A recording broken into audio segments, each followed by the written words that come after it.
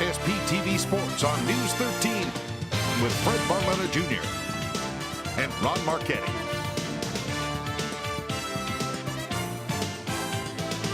Somewhere back in 1973, George Steinbrenner bought the New York Yankees for slightly less than $5 million. Keep that $5 million in mind because yesterday it became official. Luzerne and Lackawanna County sold the rights to the AAA baseball to the Mandalay New York Yankees organization for a price of $14.6 million. Now, what that means is that the county can now turn their attention to renovating PNC Park, and that's kind of an agreement so they could keep the Yankees AAA team there. But it's been a rough 5-year ride when the county commissioners and negotiations began. But it's a controversial deal going all the way back to 2007. But this is one step closer to keeping the Yankees AAA franchise here in northeastern Pennsylvania. And I mean, time will tell whether or not it's been a good one or not. But the stadium, which was modeled after Veterans Stadium, dimensions, AstroTurf and all, kind of really got outdated. They built it right at the very end when those kind of ballparks were popular. So we'll see with the renovations if that kind of jump-starts the franchise. But it's official now that franchise has been sold to Mandalay Yankees, and we'll keep our eye on it, see what's going on. Let's go to local baseball. Yesterday, the Hazleton area Cougars were getting no hit for the better part of the ball game. They had no hits going into the 7th inning, and Tony Craig went yard. He hit a long home run, but it wasn't enough. Berwick beats Hazleton area 3-2. Cougars will have a non-league game against Bethlehem Catholic tomorrow down in the Lehigh Valley. Let's go to Schuylkill League track where the Pottsville Crimson Tide rolled big time over North Schuylkill. You could see the final there. The girls, almost by an identical score, give the win to the Pottsville girls. Tennis action, Tunkhannock, straight sets, takes care of MMI. Soccer, Honesdale doubles up on the girls of MMI. Schedule as far as today, Schuylkill League Baseball finds Pottsville over at Pine Grove. And in high school tennis, we've got Crestwood in town taking on the Hazleton area Lady Cougars. Speaking of the minor league Yankees, they got upended by Lehigh Valley, the Iron Picks, 6-4 winners. And what we got today, Pawtucket is at Columbus for Kanzler and company.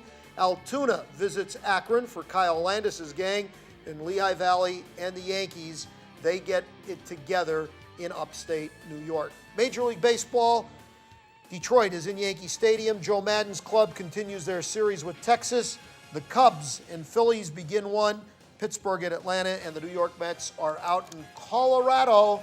And don't forget the NFL draft. Now, no word on Nate Eachus yet, gang, but, well, the question is he going to get drafted? Well, if it is, it'll be in the late rounds, but it might be more likely that he'll follow the path of Henry Hynoski of Southern Columbia. Hynoski, as you remember, was not drafted, but was signed as a free agent by the New York Football Giants. That worked out well for Hynoski. He has himself a Super Bowl ring this year. So we're looking for Eachus to possibly get drafted in one of the late rounds, or maybe even more likely in that period afterwards. But I still think somebody from the NFL is going to give him a nibble. Hey, by now you know about Stripes and Strikes. They sponsor us, and I'll tell you, you got to go down and check it out. Look for the big green awning across from Genetti's Best Western on 309. That's where you'll find them, and they've got it all, from equipment for baseball and softball. They've also got custom screen printing and embroidering. Got plenty of free parking, too. So check them out. Stripes and Strikes, make the right call.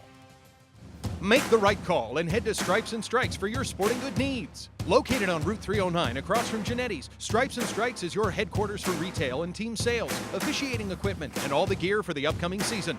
Custom printing also available with no screen or setup fees. Need local high school attire? Stripes and Strikes has it all. Hazleton area, Marion, and MMI, including varsity wool jackets. Gift certificates are available, so call or stop by today. Stripes and Strikes, 301, you are out. Really a bad hair day today. April 27, this is Short Shots. Hi, everybody. It's time to review what went down this past week. Well, 27 Seattle Mariners went down in a row as White Sox pitcher Phil Humber pitched a perfect game in Chicago. The NBA Charlotte Bobcats, that's Michael Jordan's team, went down for the 23rd consecutive time last night in their season's finale. They finished their shortened season at 7-59. Albert Pujols is still looking for his first home run of the season, but last night he did pick up his first hit in his last 6 games. Pudge Rodriguez retired after 21 seasons, 14 All-Star games, 13 Gold Gloves, and 1 MVP. The Flyers eliminated the Penguins, and as expected, Andrew Luck was the #1 draft choice by the Indy Colts, and Robert Griffin III was the #2 pick by the Washington Redskins.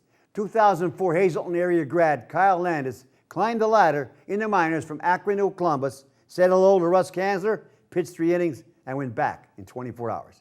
Locally, the HA softball team won 3 more, and 10 of their last 11, they're 10-4.